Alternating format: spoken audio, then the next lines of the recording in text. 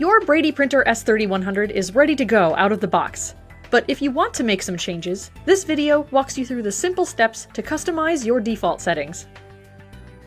To connect to Wi-Fi for wireless printing, first, from the home screen, select the menu button at the top of the screen.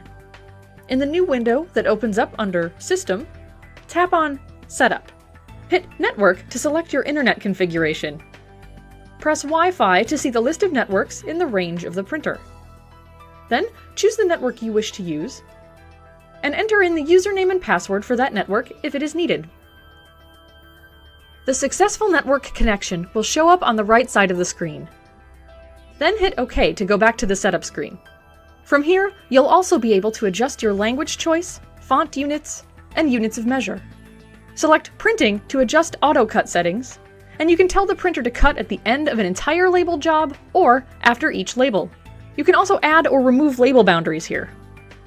In barcode defaults, you can select the symbology you need and customize it by adjusting print density, or how dark the print is, and adding readable text to the barcode. Next, select Text Defaults. Here, you can select your default font. You can choose between points, inches, and millimeters, as well as your justification preference.